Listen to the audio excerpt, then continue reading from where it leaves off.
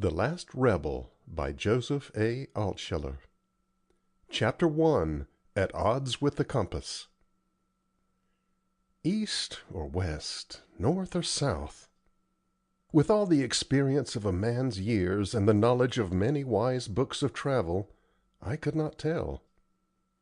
I had taken no note of the sun when I left, and, neglected then, it would not serve me now as a guide. To me at that moment all points of the compass were the same. The provoking sun, which I could not use as a signpost, seemed bent upon showing how brilliant it really could be. The last shred of white and harmless cloud had been driven from the heavens, which were a deep, unbroken blue, with the golden lining showing through like a faint yellow haze. The glowing light clothed the earth, and intensified the red and yellow and brown tints of the leaves painted by the master artist, Autumn. In such a glorious flush, the woods and the mountains were a dazzle and tangle of color. But through all the glow and blaze of the sun came the crisp and tonic coolness which marks the waning autumn and makes it best and most beautiful as it goes. It was good to be alone with forest and mountain. To breathe and to see were enough. I cared nothing at the moment for the lost camp and my comrades of the hunt. Yet I was in no Arcady. Take down the map of Kentucky, and you will see in the east a vast region, roughened over with the dark scrawls meaning mountains, through which no railroad comes, and few roads of any kind either. Add to it other large and similar portions of the map contiguous in Virginia, West Virginia, and Tennessee, and you have enough country to make a brave kingdom, a kingdom, too, over which no man yet has been able to make himself ruler, not even any governor of the 4 States, and they have had some fine and fit governors. In this kingdom of mountain and wilderness I was lost, and was not mourning it for the time.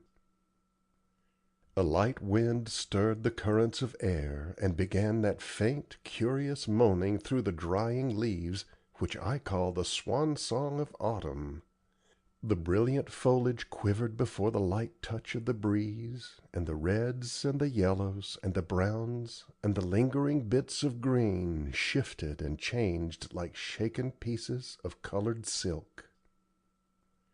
But one must do more than merely breathe and see, or even listen to the wind playing on the autumn leaves.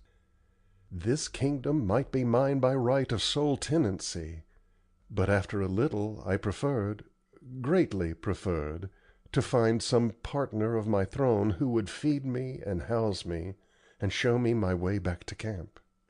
Not knowing any other mode by which to choose, I chose the direction which indicated the easiest footpath, though that might lead me farthest astray.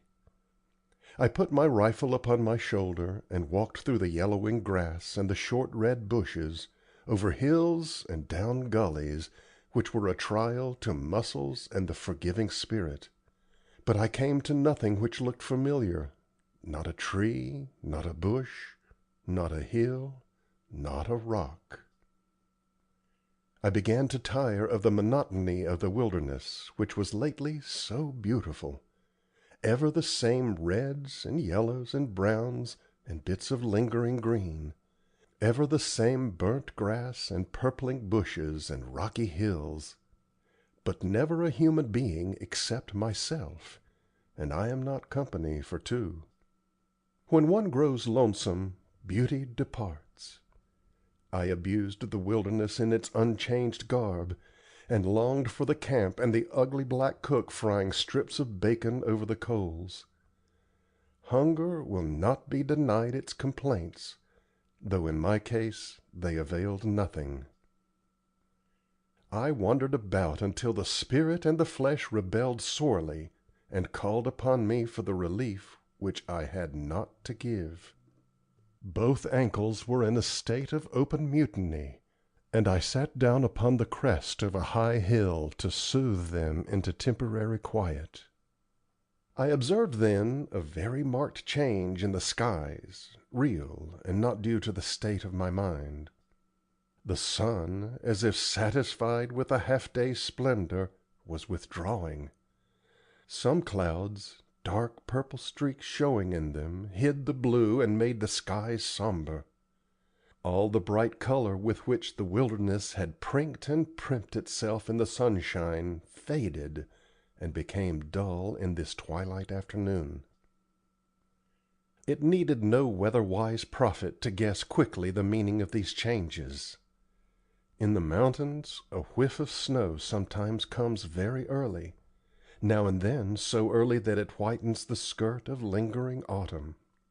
The clouds and the misty air with the chilly damp in it betokened such an arrival. Once more I longed for our snug little valley, with the camp, half tent, half cabin, and the sight of the fat black cook frying strips of bacon over the glowing coals. I had no fear of a heavy snow. The season was too early, I thought, for anything more than a mere spatter of white. But snow, whether in large or small quantities, is wet and cold, and it was sufficient to be lost without these new troubles. From the hill I thought I could see a valley far to the northeast, with the blue and silver waters of a brook or small river shining here and there through the foliage. I decided to make all haste toward it, for in these mountains human life seeks the valleys, and if I found food and shelter at all, it would most likely be there. I took small account of the rough way, and almost ran over the stones and through the scrub. I was in some alarm, for which there was ample cause. The clouds thickened and clothed the higher peaks. Yet I was cheered by my belief that in truth I had seen a valley of some extent. The patches of blue and silver water showed more plainly through the distant foliage, which looked greener than the withering leaves on the mountain, indicating a sheltered and warmer zone. Rising hope brought back some of my strength, and when I reached the summit of a new hill in the long rows of hills that thrust themselves before me as if to bar my way, I was ready to shout for gladness at the sight of smoke. The smoke rose from the valley, merely a faint spiral of blue, slowly ascending, and melting so imperceptibly into the clouds that I could not tell where it ended. Yet there was never a more welcome sight to me than that little smoky wisp which told so plainly of man's presence.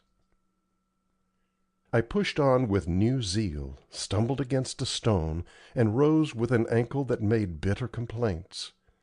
It was not a sprain, but it was unpleasantly near one, and I doubted my ability to walk with the cripple over so wicked a way to the valley. I abused the cruelty of fate, which was but my own carelessness and haste, and then tried to think out the matter. My first impulse was to throw aside my gun and escape its weight. That led to my second, which was to fire it in the hope of attracting attention. I had plenty of cartridges. I discharged a bullet into the air. The echo was carried from hilltop to hilltop, until at last I heard it faintly speeding away through the distant mountains. If any one were near, such a report could not escape his ears, but the only answer was the snow, which began to fall as if my shot had been the signal for its coming. The soft flakes descended gently, but they would soon put a sheet of white over all the ridges. Some melted on my face, and the damp chilled me. It was not a time to spare my crippled ankle. I limped on, firing my rifle a second, third, and fourth time. I could still see the spiral of smoke, a true beacon to me, though it was all but hid by the increasing clouds. I fired the fifth time, and while the echo was yet traveling among the peaks, I heard a faint and very distant "Hallo!" I had no doubt that it was an answer to my shot, and to be sure I emptied a sixth cartridge into the air. Back came the far cry. Like the shot, It too was taken up by the echo. Ridge repeated it to ridge, faint and far away, until I could not tell from what point of the compass the true sound had come. I was perplexed but hopeful. I believed that help of some kind was near. I sat down on a rock and expended much ammunition. The snow was still coming down in the same gentle, undecided way, but I was compelled to stop between shots and brush the damp, white patches off my clothing. Presently the answering "Hullo" sounded very near me, and I ceased to fire, replying with a shout. Two large dogs scampered through the bushes, and, approaching me, began to bark as if they had brought game to bay. A strong voice ordered them to be quiet, and then the owner of dogs and voice came into view. I had expected the usual mountaineer, sallow, angular, and shabby, but I saw at once that this man was different. The clean-featured, keen, intelligent face could not belong to one of the ignorant dwellers in cabins. He was tall, thin, and past 60, well dressed in a gray uniform, upon which the brass buttons shone with peculiar brightness. I had seen such uniforms before, but they were relics, and men do not often wear them nowadays. He approached me, walking in the upright fashion of a military man, and showed much strength and activity for one so far advanced in years. "I must apologize for my dogs, sir," he said. "They see strangers but seldom, and when they do see one they must lift up their voices and announce it to all the world." "The sight of your dogs, and still more that of their master, is very welcome to me," I replied. He bowed with ancient grace and thanked me for my courtesy.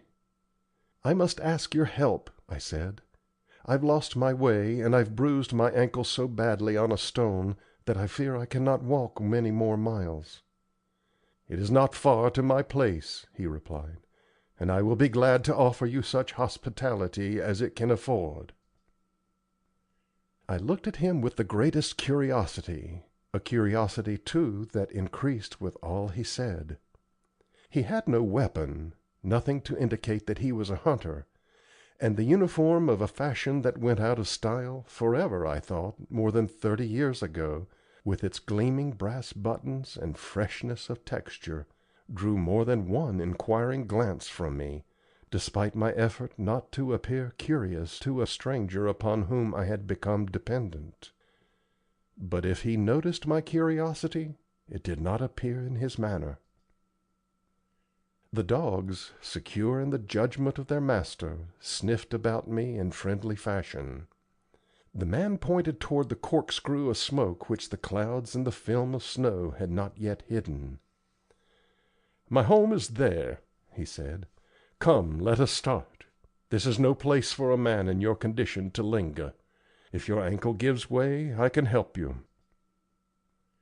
But rest had improved my ankle, and I found that I could walk in a tolerable manner. He took my gun from me, put it over his own shoulder, and whistled to the dogs. They were leaping about like two panthers in play, but at his whistle they ceased the sport and marched sedately, neck and neck, toward the rising smoke, leading the way for us. The old man chose the way as if he knew it, avoiding the rougher slopes, and winding about in a sort of path which made the walking much easier for me. As if good luck brought good luck, the snow ceased, and the sun, returning, drove all the clouds out of the heavens. The lustrous sunshine again gilded all the colors of mountains and forest, and brought out the fine and delicate tints of the reds and yellows and browns. The white skim of snow over the earth dissolved in tears, and the warm sun that made them drank them up.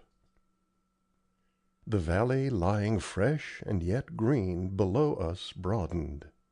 The coil of smoke grew into a column. "Did you say your camp lay there?" I asked, pointing toward the valley. We had been silent hitherto. "I did not say my camp, sir. I said my home," he replied, with some haughtiness.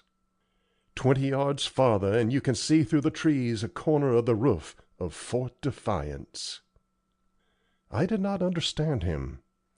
I saw no reason for his high tone, and much was strange in what he said. Yet he had the manner and bearing of a gentleman, and he had been a timely friend to me. I had no right to ask him curious questions. He did not seem inclined to further talk, and I too was silent. But I found employment for my eyes.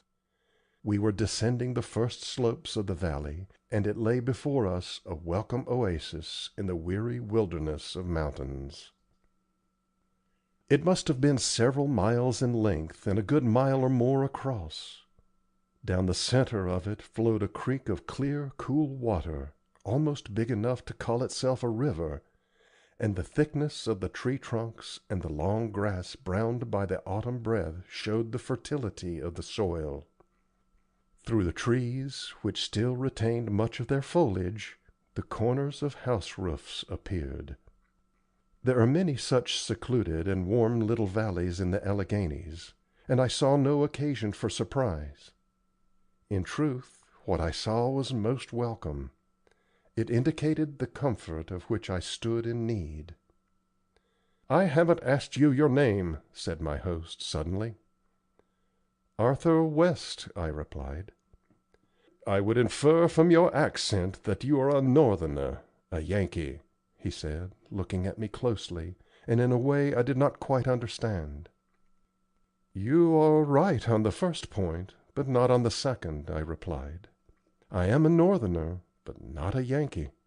I am not from New England, but from New York City." "It's all the same," he replied, frowning. "You're a Yankee, and I knew it from the first. We call the people of all the Northern States Yankees." "Have it so," I replied, with a laugh. "But abroad they call us all Yankees, whether from the Northern or the Southern States." "Luckily I never go abroad," he replied, frowning still more deeply. "You have not asked me my own name," he continued. "No, but I confess I would like to hear it," I replied. "I wish to know whose hospitality I am about to enjoy, a hospitality for which I can never thank you too much, for if I had not met you I might have starved or frozen to death in this wilderness." "I am Colonel John Green Hetherhill, C.S.A.," he replied. "C.S.A.?" I said, looking at his gray uniform. "Yes, C.S.A.," he replied. His tone was emphatic and haughty. "Confederate States of America. What have you to say against it?" "Nothing," I replied. "I leave that to the historians." "Who are mostly liars," he said. He looked at me with an expression of undoubted hostility. "I would have liked it much better had you been a Southerner and not a Yankee," he said. "How can I trust you?" "I hope I am a gentleman," I replied. "At any rate, I am lame and in straits, and under no circumstances would I violate your hospitality." His expression softened. He even looked at me with pity. "Well, it's the word of a Yankee," he said, "but still it may be the truth. Remember that on your word of honor you are to tell nothing about Fort Defiance, its approaches, or its plans." "Certainly," I said, though secretly wondering. He seemed to be relieved of his doubts, and, descending the last slope, we walked at a brisk pace down the valley. I was surprised at the evidences of care and cultivation, though the fat black soil of the valley would justify all the labor that might be put upon it. The fences were good, the fields well trimmed, and we soon entered a smooth road. Everything seemed to have the neatness and precision of the proprietor, the man with whom I was walking. I looked at him again, and was struck with the evidences of long military habit, not alone in his uniform, but even more decidedly his manner and bearing. We passed some outhouses built in a better manner than I had seen elsewhere in the mountain valleys, and approached a large square building which I knew at first sight to be Fort Defiance, since it could be nothing else.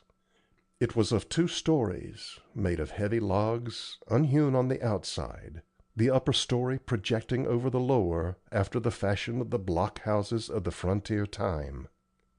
I supposed it to be some such building, standing here after the lapse of 100 years, in all its ancient solidity, and devoted now to more peaceful uses.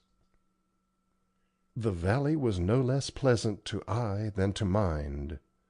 When one is sore and hungry, mountains lose their picturesqueness and grandeur. A crust and a bed are infinitely more beautiful, and this valley promised both, and better. The house stood upon a hill which rose to some height, and was shaped like a truncated cone. The little river flowed around 3 sides of the hill in a swift, deep current.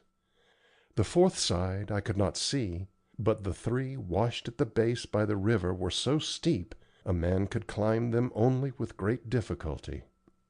It was a position of much natural strength, and in the old times, when rifles were the heaviest weapons used in these regions, it must have been impregnable except to surprise. The road we were following curved around and approached the house from the south side, the side which at first had been hidden from me, and then I saw it was the only ordinary way by which one could enter Fort Defiance. But even here art had been brought to the aid of nature. A wide, deep ditch leading from the river had been carried around the south side, and the mound was completely encircled by water. We crossed the ditch on a drawbridge let down by an old man in Confederate gray like his master, though his was stained and more ancient. Had the architecture of the fort been different, had it been stone instead of logs, I could easily have imagined myself back in some medieval castle of Europe, and not here in the mountains of Kentucky. The fort looked very peaceful. Smoke rose from 3 or 4 chimneys, and drifting, finally united, floating off into the clouds. This was the lazy coil which I had seen, and which perhaps had saved my life. We climbed some stone steps, and when I reached the top I found a little old-fashioned brass field-piece confronting me. But there was no rust on its muzzle, which looked at me with the semblance of a threat. "One would think from your preparations, Colonel, that we were in a state of war," I said, jestingly. "Have you any weapons on you?" he asked, frowning again, and not answering my jest. "No," I replied. "I had nothing but the rifle, and you have that." "I will keep it for the present," he said, curtly. We paused before a heavy door of oak. While the Colonel knocked, I looked up at the overhanging edges of the second floor, and saw that they were pierced for sharpshooters. But before I had time to look long, the door was opened by a man in a suit of Confederate gray, like his fellow at the drawbridge.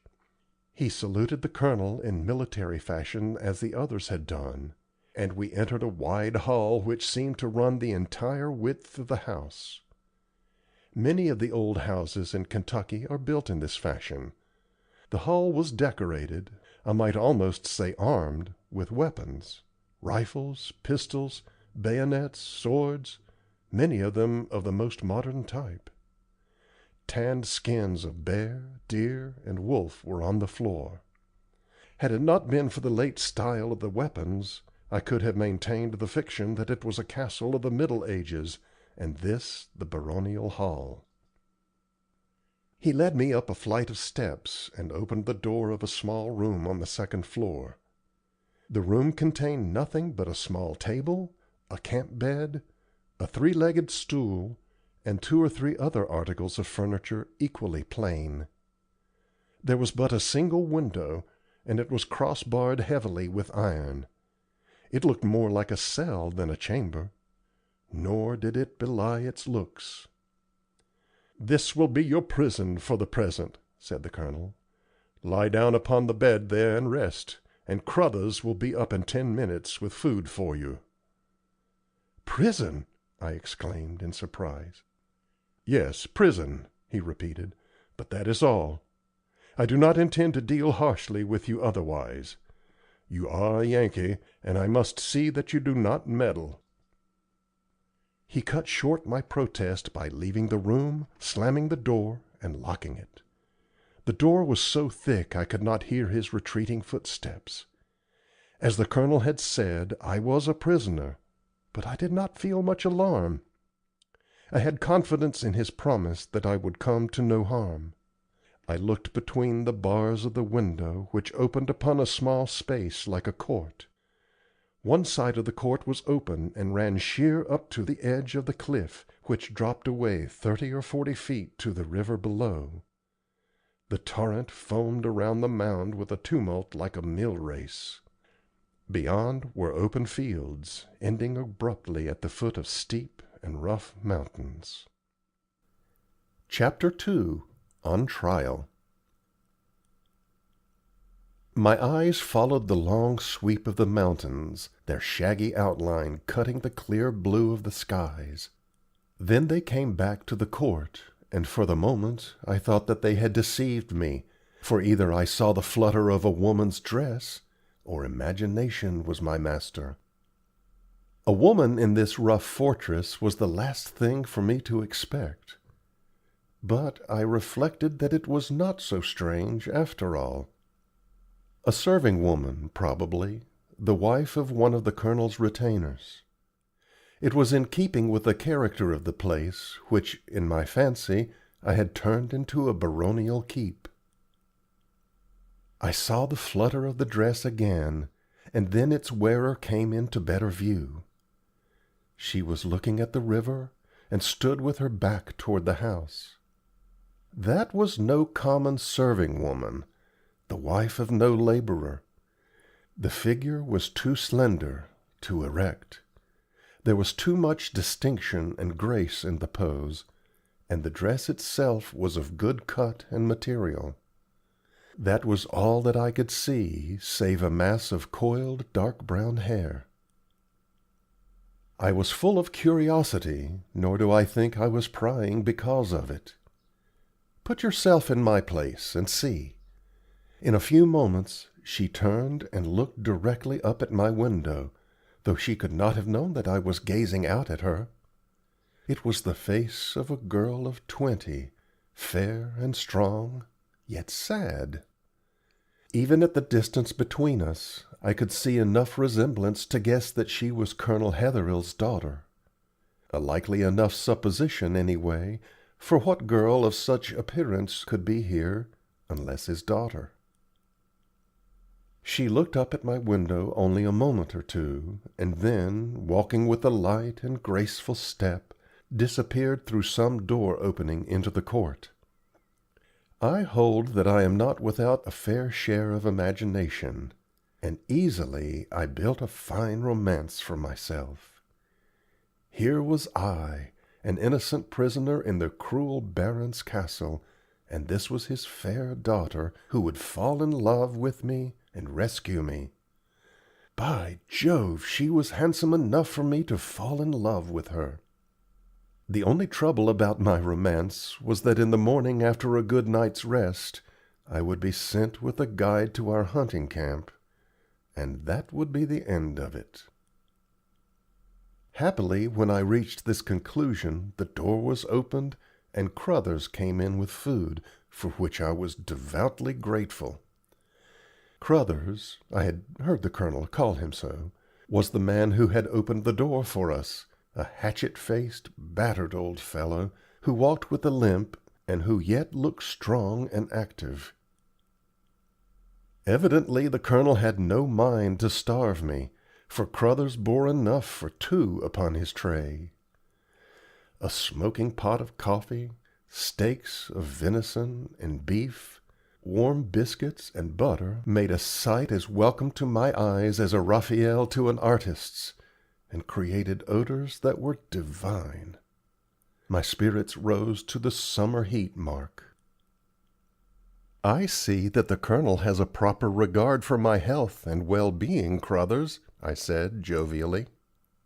"The Colonel hates all Yankees, and so do the rest of us," he said, in surly fashion. "But he doesn't want to starve any of you to death, though I guess you starved enough of us to death in Camp Chase." "Camp Chase? What the deuce was that?" I asked. "One of your war prisons," he replied. "Try that coffee. You'll find it good, and you'll find the venison and the beef to be good too." I had no doubt that I would. I put the question immediately to proof, which, I may add, was satisfactory. Encouraged by his friendly comment upon the food, in which he seemed to take a certain pride, perhaps having cooked it himself, I spoke to him in friendly fashion, expecting a reply of like tenor. But he seemed to have repented of his sudden courtesy, and made no reply. He had placed the tray upon the table, and without further word or action left the room. I heard him locking my door with as much care as if he had been Colonel Hetherhill himself. I began now to feel that I was in truth and reality a prisoner, a fact which I contemplated before only in a humorous or make-believe way. Nevertheless, it did not interfere with my appetite. I realized that prisoners may become as hungry as freemen, and as I could truthfully say I knew not where the next meal would come from, I made satisfactory disposition of this. Refreshed and strengthened, I put the emptied tray on the floor and drew my stool to the window, where I took a seat, hoping that the lady of the castle, for so in my fancy I had named her, would appear again. But the lady did not condescend, nor did any other human being. Perhaps they did not know that I was waiting. Instead, I saw the coming of the night. Since that night I have felt pity for every prisoner in his cell who watches the approach of darkness. There is so much friendliness, so much good cheer and encouragement about the sun, that even the felon must look to him, through bars though it be, as a friend. Even I, who was conscious of no crime and had just eaten a good warm supper, the best of all tonics, felt my spirits decline with the day. My window looked to the southwest, right into the eye of the setting sun. It was a very big sun and very red sun, turning all the mountains into red, its blazing scarlet dyes rubbing out the more modest yellows and browns, and even touching the withered grass with flame. The red lances of light fell across the river, and the water foaming around the mound seemed to break in bubbles of fire. Lower sank the sun. One edge of the flaming globe disappeared behind the mountains, and a line of dusk began to creep under the rim of the red horizon. It looked like a battle between night and day, with day losing despite all the power of its ally, the sun. Broader grew the band of dusk, and narrower became the red segment of the sun. Only the crest of the mountains, long and sharp like a sword blade, was in the light now. There every shrub, every rock stood out magnified by the last but most brilliant light of the sinking orb. Beneath this luminous ribbon, trees, rocks, earth, all were gone. The mountain crests seemed to swim in the air. I had seen many sunsets in the mountains, but never before in such a peculiar situation, and I own that I felt awed. The sun became but a red fragment. The red leaves and the fiery bubbles on the river were gone. I could hear the rush of the water, but I could not see the torrent. I looked up again. The sun, yielding to the night, had disappeared, leaving but a faint gleam to mark where he had retreated behind the mountains, to come up again in another place, victorious in his turn the next morning. Save for this remembering gleam, the mountains and the valley were in complete darkness. It was dark in my room, too, and it was only through accustoming my eyes to the coming of the night that I was able to see the outlines of the scanty furniture. My spirits were heavy. I knew nothing of the nature of the man into whose hands I had fallen, and in these secluded mountains there was nobody to help me. You can credit, if you will, much of this feeling to the darkness, which often is a wet blanket upon the feelings not alone of children, but of grown and experienced men as well. It was then with a sensation of relief that I heard some one fumbling at the door. Any company would be better than none. The door opened, and the Colonel entered, followed by the man who had brought my supper, and a third whom I had not seen before. This new man was of better dress and presence than Crothers, and the Colonel introduced him briefly. "Dr. Ambrose, my military surgeon, sir, and a very good one, too, I can assure you."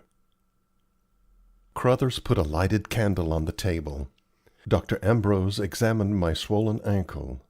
He bound around it a cloth soaked in liniment, and said it would be well in the morning. "Now, sir," said the Colonel, speaking in a brisk, curt manner, "having done our duty by you as a disabled prisoner, we will proceed with your examination. Doctor, it is necessary that this should be taken in writing. You will kindly act as clerk while I question the prisoner." I opened my mouth to protest and to demand explanation, but the Colonel cut me short with a "Be silent, sir, until the time comes for you to speak." And rather than be exposed to another such insult, I remained silent. Moreover, the scene amused me somewhat. I was wondering what this strange old man would do next. Dr. Ambrose drew up my stool. I had taken a seat on the bed, and produced a roll of paper, pen, and small inkwell. His was the deliberation of a military mind provided with time and bent upon doing things well. The Colonel stood before me, straight and stern. "What is your name?" he asked. "Arthur West," I replied. "This is the second answer to the same question." "Your home?" "City of New York, State of New York." "Your age?" 27. At every question and answer I heard the scratching of the doctor's industrious pen across the pad of the paper. Now, be it understood, I knew no law compelling me to answer these questions, but I thought it better to do so, and then I might see to what end the matter would come. I smiled a little. The Colonel saw it at once. "No levity, sir," he cried fiercely. "You do not seem to be aware of your position." Perhaps I was not, but I said nothing. "What were you doing within our lines in civilian's dress?" he asked. "Whose lines?" I replied. "I do not know what you mean." "The lines of Fort Defiance, the last stronghold of the Confederacy, which stronghold I had the honor to command," he replied, his ancient blue eyes lighting up with the fires of zeal. I laughed. "The Confederacy!" I said in derision. "Why, the last stronghold of the Confederacy surrendered more than 30 years ago." "You lie, sir!" thundered the Colonel. "And for the proof that you lie, look around you. The stars and bars still fly above this fort, and I and my men have never surrendered to the Yankees, nor ever will. For many hours now you have been on the soil of the Confederacy, and I, for the lack of higher authorities, am in supreme command, both civil and military. Is not all I say true, Doctor? Is it not so, Crothers?" Crothers and the doctor bowed in a manner indicating deep belief. I saw that I was to receive neither help nor sympathy from them. "What is your occupation?" asked the Colonel. "I do not see that it is any business of yours," I said, "but as I am not ashamed of my profession, and you may have saved my life on the mountains, I have no objection to telling you. I'm an artist." At this modest announcement the Colonel's face, to my surprise, became more threatening. Never did I see a man's expression more thoroughly betoken suspicion. "An artist!" he exclaimed. "You paint? You draw things?" "Some of the critics say I don't, but my friends say I do," I replied. He grumbled to himself and looked at me with angry, distrustful eyes. "What were you doing on these mountains?" he asked. "Why were you approaching Fort Defiance?" "I told you I was on a hunting trip and lost myself," I said. "I hadn't the slightest idea I was approaching Fort Defiance. I never heard of the place before."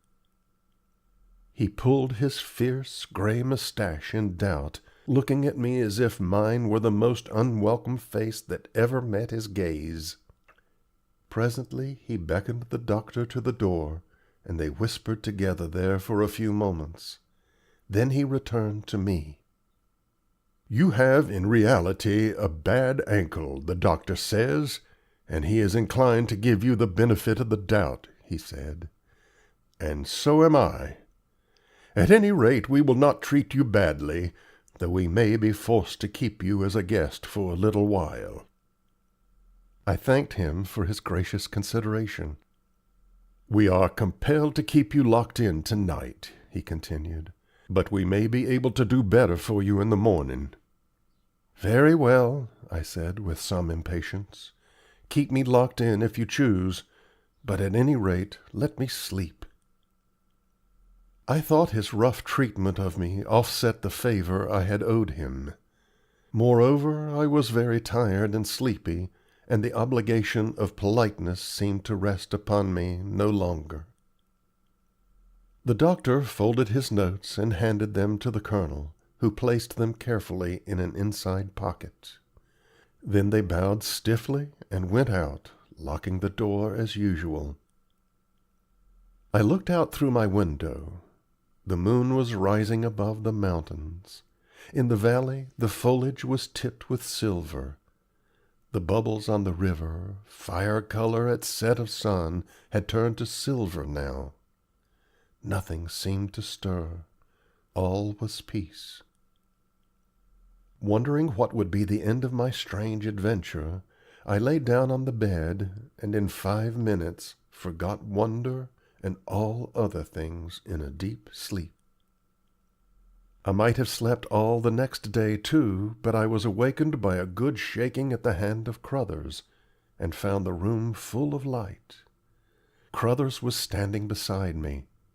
He was a sour-faced fellow, but he seemed to be less hostile that morning, and I asked him cheerfully if he was going to bring me my breakfast. He said no, but told me I was invited to the Colonel's own table. "It's Miss Grace who did it," he said. "She didn't think the Colonel was treating you just right." "Miss Grace is the Colonel's daughter, is she not?" I asked. "Yes." I was sure that the girl I had seen in the court the evening before was Grace Hetherhill.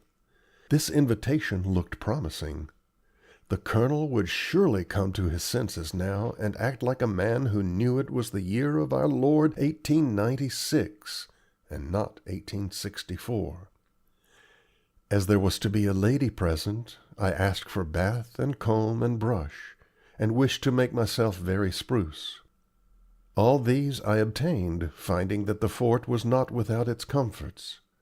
Then, Crothers still my escort and guide, I went to the breakfast table. I was not prepared for the scene of comfort, even luxury, that met me in the dining room. Yet I was not astonished. The presence of a cultivated young woman in the year 1896 is responsible for much, It was a large apartment, decorated with horns and antlers, and some fine old silver-bound drinking cups of a past age. But I had little time for inspection. The table was set, and the company was waiting. I seemed to pass suddenly from the position of prisoner to guest, and the transformation, in seeming at least, was complete. The Colonel, with all the dignity of Kentucky good blood and the military life, saluted and introduced me to his daughter. "My daughter, Miss Hetherhill. Mr. West, of New York, one of the other side." I made my best bow. She was worthy of it. It was the girl I had seen in the court. No fainting maiden, no Mariana in the moated grange was this, but a tall, red-cheeked girl with brown eyes, lustrous dark brown hair, and modern attire. Here was one who had seen life beyond the walls of Fort Defiance or its valley. Any fool would have known it at the first glance. In the presence of this splendid woman, who received me with so much tact and grace, I began to feel as if the father owed me no apology. The breakfast table was worthy of the hostess who poured the coffee for us. I glanced again at the room. On the wall, gazing at me with calm eyes, was a fine portrait of General Lee. Near it was one of Stonewall Jackson. Farther on was Jefferson Davis, and as I looked at the four walls of the room, I saw that the whole Confederacy was present. Wreathed over the door, somewhat after the fashion of a looped-up curtain, was the Confederate flag. I wished to ask many questions of this strange household, but courtesy forbade it, when I saw that every time I led the conversation in the direction of curiosity, it was skilfully turned aside. Instead, we talked of the great world outside, and made very good progress, barring a certain unfamiliarity on the part of the Colonel, who spoke as if all these things were vague and unreal to him. There was a wide window at the end of the room, and I could see that it was a glorious morning without. The torrent, 30 feet down, dashed and sparkled in front of the window, the gay sunlight falling on it and showing rocks and pebbles in its clear depths. All the brilliant colors of late autumn, which I had admired so much the day before, reappeared, more dazzling after a brief eclipse. I knew that the air outside was tonic like good wine, but there was enough just then to keep me content in that breakfast room, the heart of the lost Confederacy. The lost Confederacy! How could I say that, with its president and ministers and generals looking down from the walls at me as if all the world were theirs, while the stars and bars, under which I had just passed, hung in loops over the door? As his daughter and I talked more, the Colonel talked less. Seen in the light of the morning, his face looked rather worn, and once when he threw his yet thick white hair back with his hand, I noticed the scar of a deep wound across his head. I began to feel sympathy for him without knowing exactly why. He rose presently and excused himself, saying it was time to give his men some directions for the day.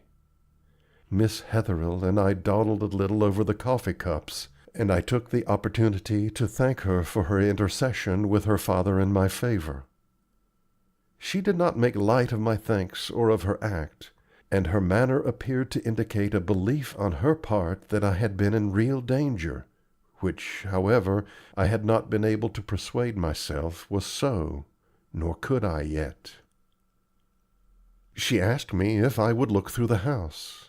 I noticed she did not call it a fort, and I consented with gladness, saying I would be pleased to go anywhere with so fair a guide, which she accepted with the carelessness of one who had heard the like before.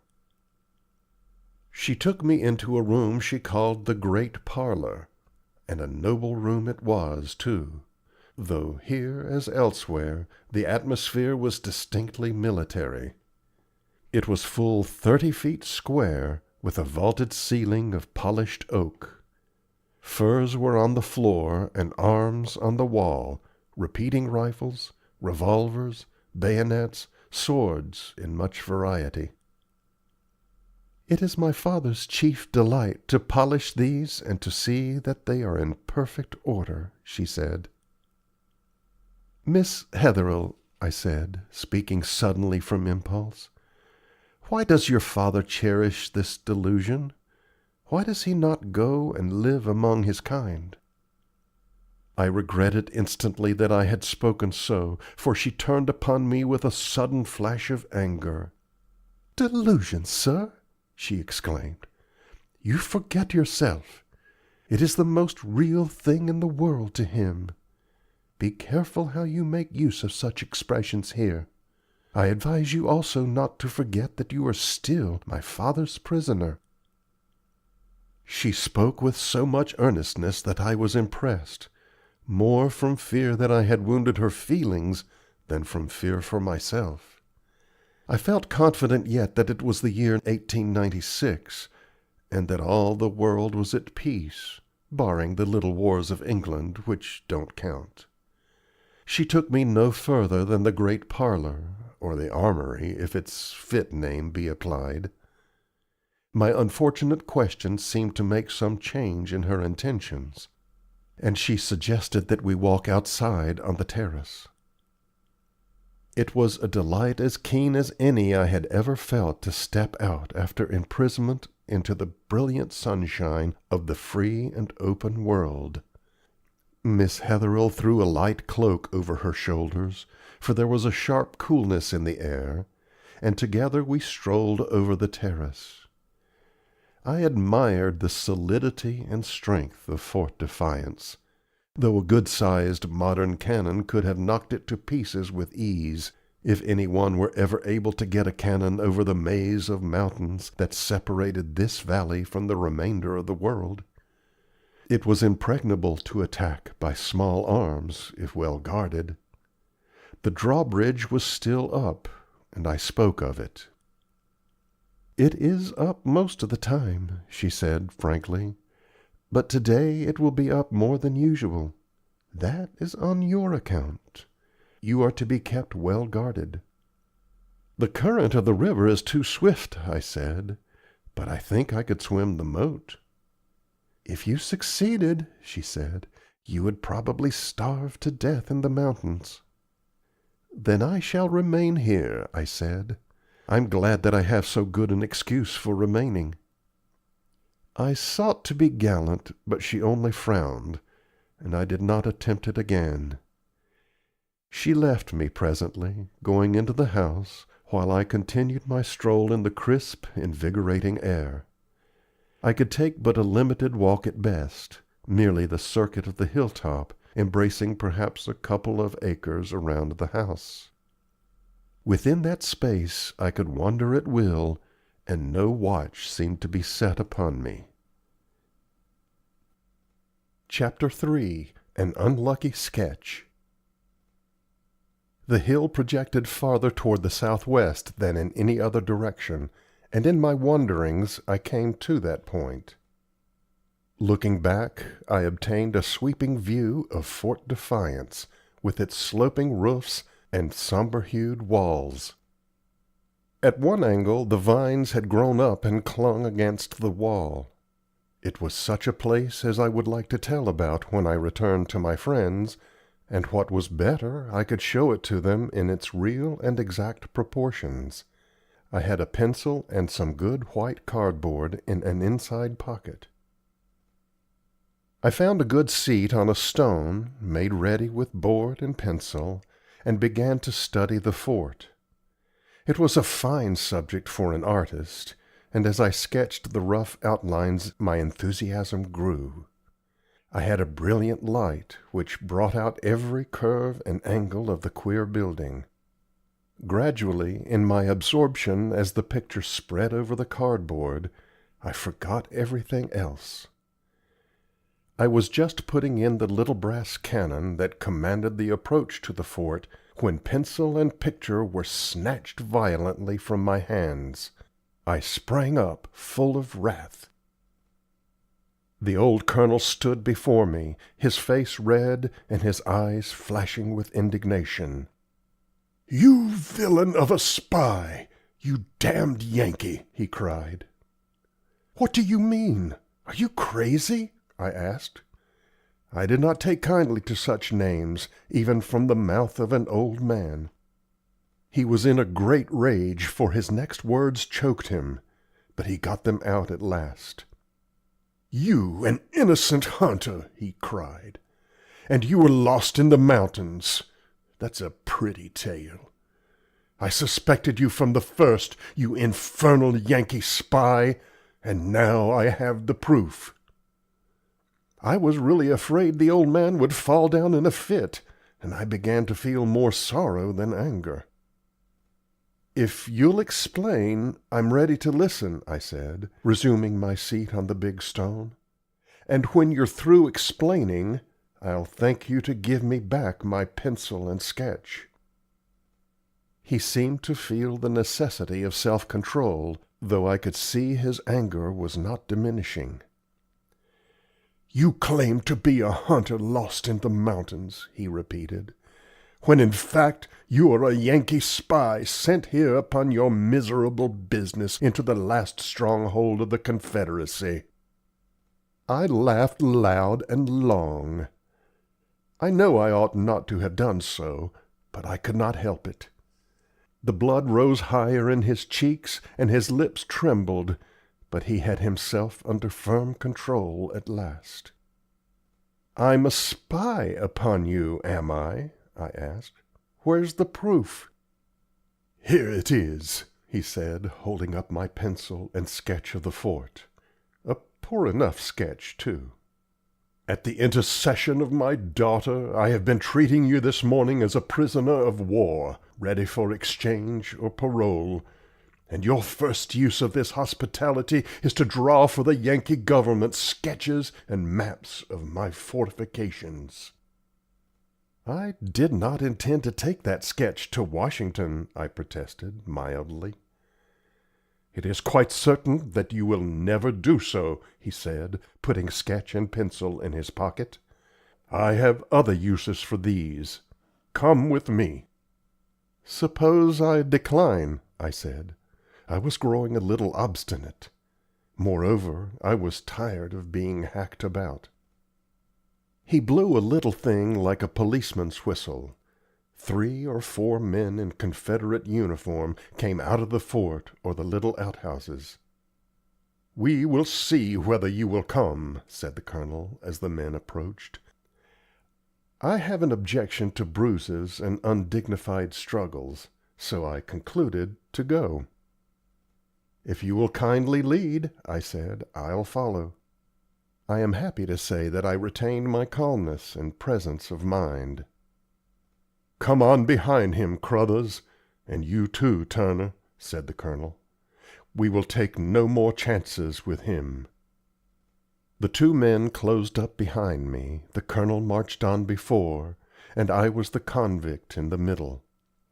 Thus we stalked back into Fort Defiance. Before I entered the door, I saw Grace Hetherhill looking from an upper window. Her face expressed an alarm which I did not feel.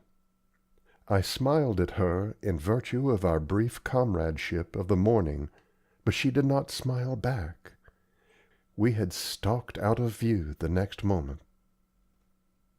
The Colonel led the way to the little room or cell which I had occupied during the previous night, and showed me in, with scant, very scant courtesy. "It will be necessary to search you," he said. "We know not what further sketches or maps of Fort Defiance you may have concealed about you." I think on the whole I am a tolerant man, but at this proposed indignity my stomach revolted. "I will not submit to a search," I said. "You have no right to do such a thing." "It is in perfect accordance with the laws of war," replied the Colonel, very calmly. "Spies are always searched. I do not see upon what ground you base your protest." He looked very determined, and I recalled the fact that I was opposed to bruises and undignified struggles. Moreover, I remembered the consoling fact that I had a refuge in injured innocence. When Crothers went through my pockets, I made no resistance. He found nothing more dangerous than a penknife, a handkerchief, and some keys made to fit doors very far from Fort Defiance. "Are you satisfied?" I asked the Colonel, when his man had finished. "For the present," he replied, shortly. "I will have more to say to you before long." He and his men went out. They seemed to be very careful about fastening the door, for they spent a deal of time fumbling with the lock.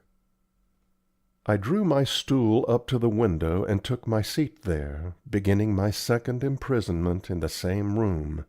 My second state, so the Colonel seemed to intend, was to be much worse than the first. The complex character of this old warrior interested me and aroused my curiosity. His fierce and somewhat stilted invective amused me, now that he had gone from my presence, and I was in a state of wonder, too, as to what the end of the adventure would be. A rare adventure it was, without doubt, and I vowed to myself that it should not suffer in the telling when I returned to my friends in the city. Thus amused and surmising, all my vexation at the Colonel's high-handed treatment and verbal abuse of me departed. Instead, I wondered how any man, at the end of 30 years, could cling so firmly and at such a sacrifice to a lost and now vain cause. A feeling of hunger put a stop to this guessing and wondering. The air of the morning had been crisp and fresh, and I had worked hard over my unfortunate picture. I needed refreshment, and since I owed the Colonel no politeness, I kicked the door violently in the hope that I would attract some one of his Confederate veterans to whom I could give my order. Though I made a deal of noise, nobody responded, and I quit kicking. I was tempted to smash the window, but rages are exhaustive and ineffective, and I decided not to do so. At last I concluded to be a martyr. It is one of the most consoling of all things to feel that you are a martyr, and my peace of mind was restored. I decided that I would not take the thing seriously, and that when I left Fort Defiance, I would not upbraid the Colonel for his abuse of the laws of hospitality, so sacred in the mountains. I resumed my seat by the window, and saw Grace Hetherhill in the court. She was looking up at my window, and when she saw my face there, she waved a handkerchief 2 or 3 times, and then disappeared quickly behind the wall. Now let it be understood that I had no idea Grace Hetherhill was trying to flirt with me, but I was sure she had made a signal of some kind. Perhaps she intended to encourage me, but I fancied I scarcely needed that, not in the year of our Lord and deep peace, 1896.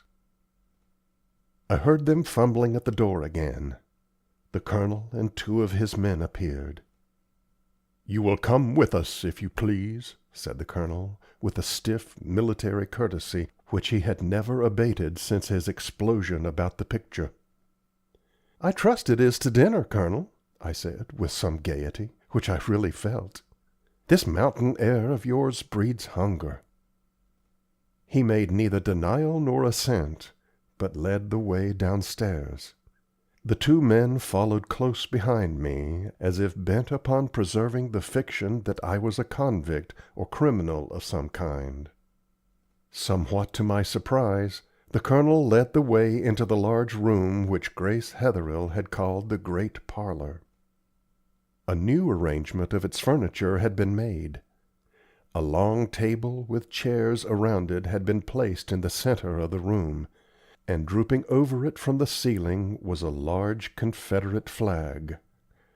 5 or 6 men, including Dr. Ambrose, all dressed in Confederate gray, were present.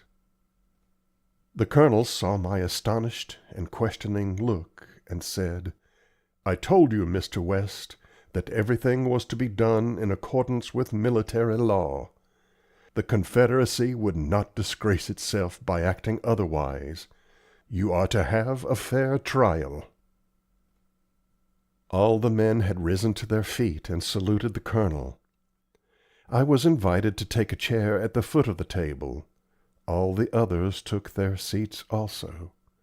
Dr. Ambrose again acted as secretary, the Colonel presiding, and the court-martial began. I saw nothing better than to fall in with the spirit of the thing. Let me repeat for the second time that I dislike bruises and undignified struggles, and I had no choice. Accordingly, I pulled a very grave and long face, and sat in silence, awaiting the questions that the military tribunal might propound to me. "I think," said the Colonel, "it would be just to give the prisoner a full and explicit statement of the charge against him." "I think so, too," I said. "It would at least be interesting, if not important." The Colonel frowned at my flippancy. "You, sir," he said, addressing me, "who call yourself Arthur West, of New York City, with what truth we know not, are accused of entering the military lines of the Confederacy in civilian's attire for the purpose of spying upon our fortifications, armaments, and other military supplies, and of delivering such information as you might obtain to the enemy. Is that not true, sir?" "The war is over, Colonel," I said. "The Confederacy perished more than 30 years ago." "You speak falsely, sir," he said, with some fierceness. "The war is not over, and the Confederacy has not perished. See its flag over your head. I hold my commission from President Jefferson Davis himself, and certainly I have not laid down my arms." I smiled a little, whistled a bar or two, and gazed at the ceiling. The Colonel looked deeply annoyed at my carelessness. "Be careful, Mr. West," he said. "You are not helping your case by your conduct." "Colonel," I said, "come to see me in New York, and I'll show you the town." "Enough of such levity," he cried. "Will you or will you not plead to the charge?" "Colonel," I said, "it is the 18th of November, 1896, and a very fine afternoon." "I have warned you once already that you are prejudicing your own case," he cried. "I deny the jurisdiction of the tribunal," I said. "Your denial goes for nothing," he said. "Do not enter it upon the record, Doctor. Will you say what brought you into these mountains?" "As I have told you several times," I said, "I belonged to a hunting party and was lost. I did not know I was near Fort Defiance, nor had I ever heard of such a place." "Let that be entered upon the record, Doctor," said the Colonel. "I have it all," said the Doctor. "Crothers," said the Colonel, "put upon the table the sketch which I found the prisoner making this morning." Crothers obeyed. "What do you call that?" the Colonel said to me. "I would call that," I replied, "a pretty bad picture of Fort Defiance." My tone was light, and as usual my levity seemed to displease the Colonel very much. He warned me for the 3rd time that I was injuring my chances, but I was not impressed. "That sketch," said he, "shows the situation and fortifications of Fort Defiance. You were found drawing it surreptitiously. I ask you again, what have you to say about it?" "Nothing, Colonel," I replied, "except that when we dine together in New York we will discuss its artistic merits or lack of them." The Colonel ran his hand impatiently through his hair, and again uncovered the scar of the deep wound on his head. I wondered in what battle he had received it, and had a mind to ask him whenever opportunity made the question pertinent.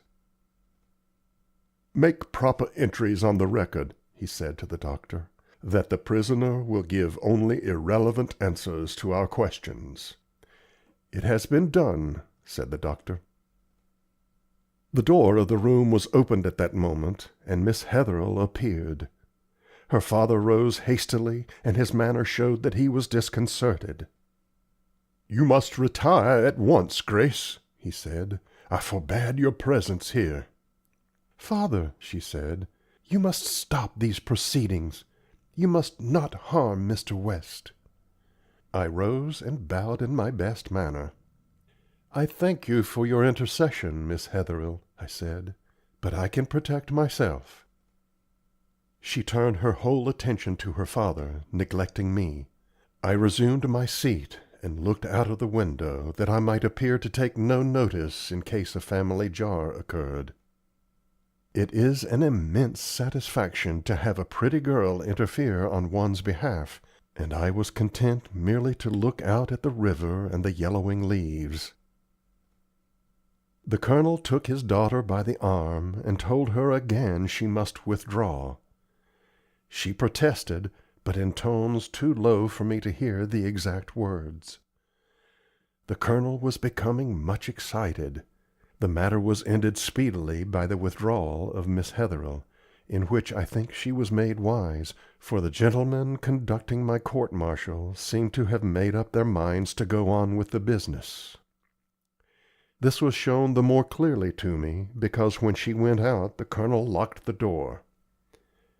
I did not see him do it, as I kept my eyes on out of doors, but I heard the key turning in the lock. "Attention, sir," said the Colonel. I was observing then some beautiful splashes of red and yellow on the mountain foliage, which appealed to my love of color, and I did not turn my head. "Do you hear me, sir?" said the Colonel, provoked as I meant him to be. "Will you plead to this very grave charge against you?" "Colonel," I said, "it is a splendid afternoon for a walk, and we might get a fine view from the crest of the ridge yonder. Shall we take a stroll up there together?" "Gentlemen," said the Colonel, "we have given the prisoner every opportunity to speak, and he will not take advantage of it. There is nothing further for the court to do but to render its verdict." All the men except the Colonel and the doctor withdrew to the far end of the room. They talked together a few moments, and then returned to us, Crothers at their head. "What is your verdict, Mr. Crothers?" asked the Colonel. "Death," replied Crothers. "So say you all?" asked the Colonel. "So say we all," they said. "May the Lord have mercy on his soul," added the Colonel, in the tone of a judge. "You seem to be agreed, gentlemen," I said, looking around from the window. "Undoubtedly," said the Colonel. "Mr. Secretary, see that the sentence of the court is entered upon the record." "It has been done," replied the doctor. "Then if you have amused yourselves sufficiently, gentlemen," I said, "I would like to go back to my room, as I am tired. I'd thank you also to send me something to eat, as I am hungry, too." "That much courtesy is due you," said the Colonel. Rising, he led the way, and two of the men closed in behind me, according to the prescribed rule. Thus we marched back to my room, where I was locked in and left to wait for food, spending such time as I chose meanwhile in reflections upon the fate of a man condemned to death, an advantage that I had never enjoyed in the first person before. I can say with the utmost respect for the truth that my chief sensation was still one of curiosity. I was not accustomed to such adventures, and as I knew of no precedents, I could make no predictions. All such thoughts were interrupted by the arrival of Crothers with my supper, and I perceived that a man under sentence of death may become as hungry as one with freedom and many years to enjoy.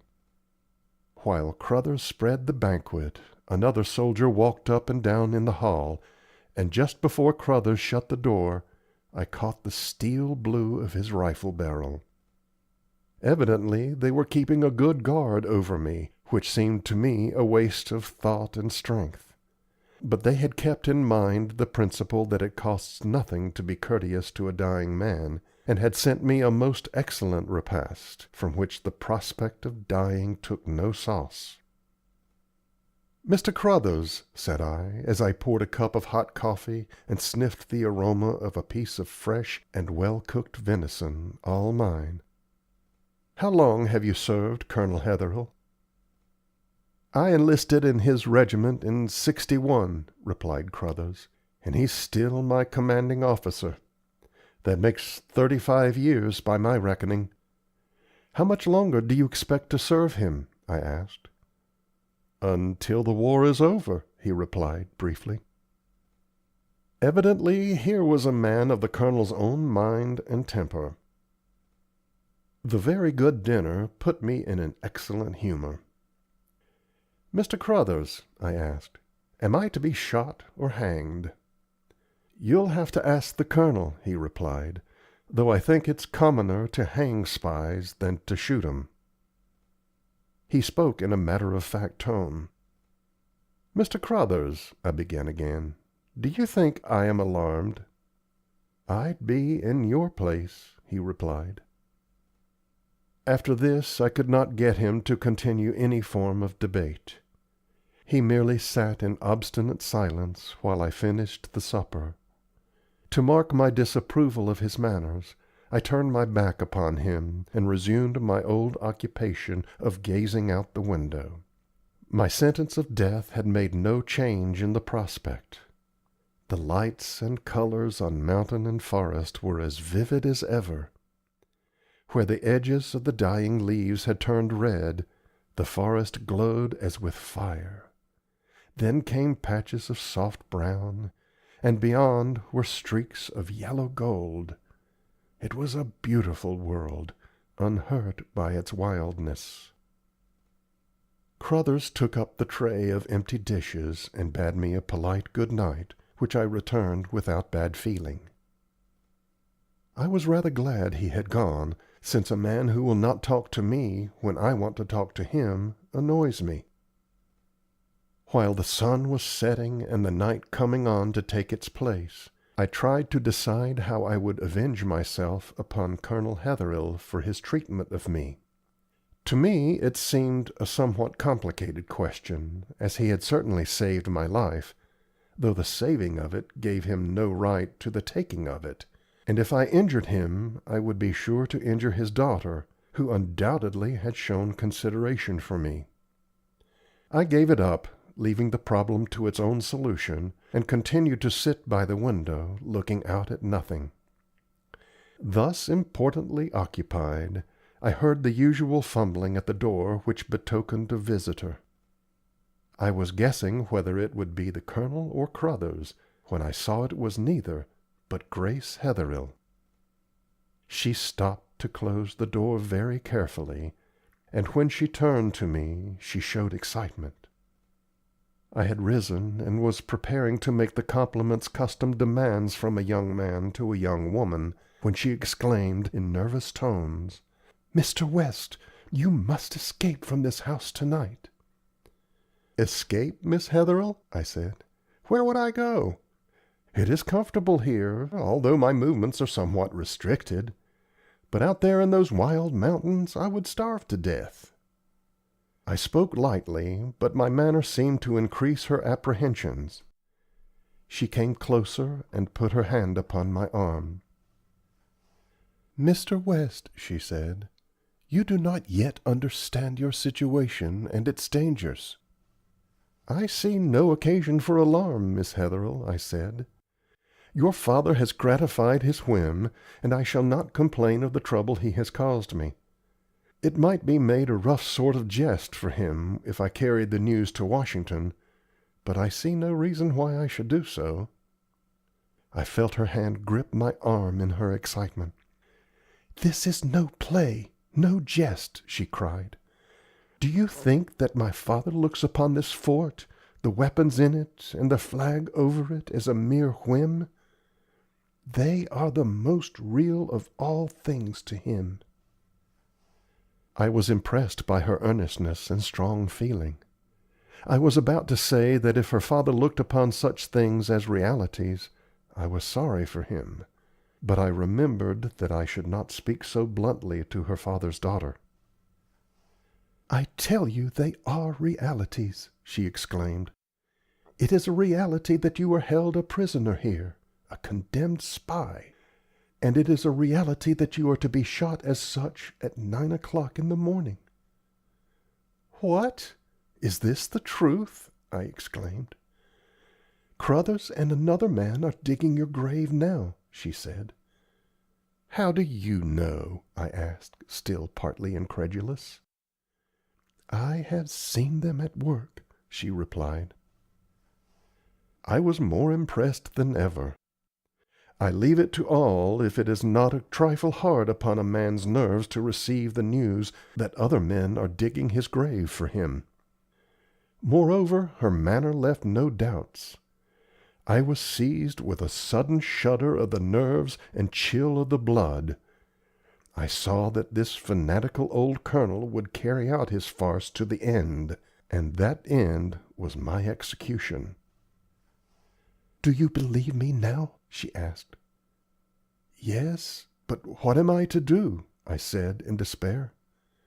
"You must leave Fort Defiance to-night," she said. "Am I to go up through the roof or down through the floor?" I asked. "Do not jest with your danger," she replied, both reproof and reproach in her voice. "But when you speak of escape, I see no way to obey you, Miss Hetherhill," I said. "Do you suppose that I am without influence in my father's house?" she said, with some haughtiness. "I have prepared the way and will lead. You have nothing to do but follow me." She opened the door again, and I saw that no guard was in the hall. It was not a time to waste energy upon one's baggage or mode of taking leave, and without ado I followed her. "Step as lightly as you can," she said. I was willing enough to obey her. She had made me see the truth about her father, and while I was opposed to death under any circumstances, I wished least of all to face it very early on a cold morning, and perhaps have my body tumbled into a ditch afterward. This, too, in the year of peace, 1896. Accordingly, I shod my feet with felt. We passed from the upper hall to the lower in safety, and reached the front door. Then I saw, in fact, she had prepared the way for me. No guard was there, nor did she even need to unlock any bolts. She pushed the door open, and in rushed a flood of the cool night air. I knew then that the wind of heaven was the wind of freedom. The outside of Fort Defiance seemed to be, like the inside, without guards. The river plashed and gurgled in the dusk, and the dry leaves rustled as the wind blew them upon one another, but that was all. The fort seemed to be asleep. The muzzle of the little brass cannon that swept the drawbridge was hidden in the darkness, and the cannon was without threat. Miss Hetherhill left me at the door a few moments, and when she returned, she thrust into my hands a military knapsack which seemed to be well filled. "It contains food," she said. "You will need it." I hung the knapsack over my shoulder and followed her, for she was already leading the way to the drawbridge, which was down and unguarded. A few steps took us across.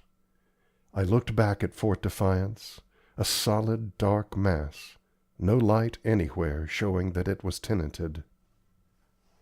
"Miss Hetherhill," I said, and I was speaking sincerely, "you have done much for me, and I am very grateful. But do not go any farther. I can find my way now, and I will say good bye to you here." "No," she said. "I will take you out of the valley and put you on your road." Her tone did not admit of protest, and without a word I followed her. She led the way across the valley directly toward the nearest mountain slope. I will admit that on this journey I was cherishing a feeling of satisfaction. It is not only pleasant to have a pretty girl interest herself in one's behalf, but still pleasanter, if one's life must be saved at all, to have it saved by that same pretty girl.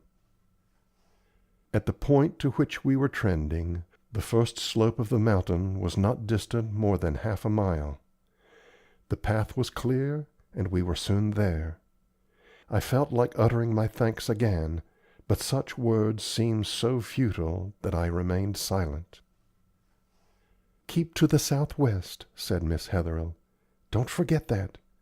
Watch the sun to-morrow, and remember always to travel to the southwest. If you do that, you will reach the settlements before your food is exhausted." "Good-bye, Miss Hetherhill," I said. "Good-bye," said she. She was standing before me, and she looked so fair in the moonlight that I stooped down suddenly and kissed her. I do not know why I did it. I had known her only a day or so, but I had no apologies to make then, and I will make none now. She stared at me a moment, her face quite red. Then, without speaking, she turned and walked swiftly toward Fort Defiance, while I slowly climbed the first slopes of the mountains. End of chapter 3.